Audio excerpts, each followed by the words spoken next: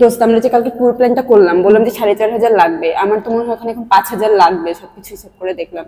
500 টাকা বেশি লাগবে? আরে কোনো ব্যাপার না দোস্ত, আরো 500 বেশি লাগলেও সমস্যা নেই, আমার কোনো প্যারা নেই। আচ্ছা দোস্ত, আমরা না একদম এসি রুম পাইতেছি না, তো নন এসি রুম নিতে চাইতেছি, তো কি কোনো প্রবলেম হবে? দোস্ত কোনো সমস্যা নেই। আচ্ছা শোনা, যেহেতু আমরা 5 জন মেয়ে, ভাবছি সবাই এক রুমেই থাকবো, যদি কারো নিচে থাকা লাগে তো এগুলো। আরে দোস্ত এগুলো কোনো সমস্যাই না, 5 জন মানুষ দুটো রুম কেন নেব বল?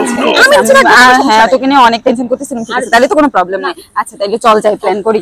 দোস্ত ট্রেনের টিকিট না সবগুলো পাইনি, আমরা 9 জন না 7টা টিকিট পাইছি, এখন হয় 2 জনকে দাঁড়ায় যাইতে হবে, এছাড়া বাসে যাইতে হবে। কোনো সমস্যা নাই দোস্ত, 7 টিকিট পাইছিস তোরা বসিস, আমি দাঁড়ায় যাব, আমি তাও ট্রেনে যাব, তোদের সাথে যাব, এগুলো কোনো প্যারাই না, দাঁড়ায় যাব। আচ্ছা ঠিক আছে দোস্ত, টেনশন একদম বেঁচে গেলাম আমার। দোস্ত দেখ আমাদের বাজেট যেহেতু কম, তো আমরা চাইতেছি আমরা অনেক এক্সপেন্সিভ কোনো কিছু খাবো না, ট্রাই করবো যে আমাদের বাজেটের মধ্যে কমের মধ্যে কিছু খেয়ে। হ্যাঁ দোস্ত আমরা শুধু ভাত ভর্তা খাবো, কোনো সমস্যা নাই, আমরা তো যাচ্ছি ঘুরতে, খাওয়া দিয়ে কি করব? ঠিক আছে কোনো প্যারা নাই। তুই অনেক ভালো রে, দেখ তোর কোনো কিছুতে সমস্যা না, সবার এত সমস্যা, মানে আমি এত টেনশনে পড়ে গেছি, তোর মতো যদি সবাই হইতো কত যে ভালো হতো রে। আমি আসলে অনেক অ্যাডজাস্ট করি বুঝছিস, তুই খালি আমার বলিস কোনটা কি করা লাগবে, আমি সব করব। আচ্ছা ঠিক আছে দোস্ত, रुको जरा सबर करो। হ্যাঁ দোস্ত শুন না, তোদের ভাইয়া না একদম পছন্দ করতেছে না আমি ওকে ছাড়া ট্যুরে যাব, আমি ট্যুরে যাব না।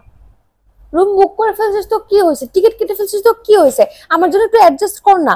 আশ্চর্য, তোরা আমার সংসার কি টিকে রাখতে চাস না? তোরা এত জেলাস কেন আমাদেরকে নিয়ে বলতো? তোদের মতো একটা কাল সাপ, তোদের সাথে আমি থাকবো না, বাই।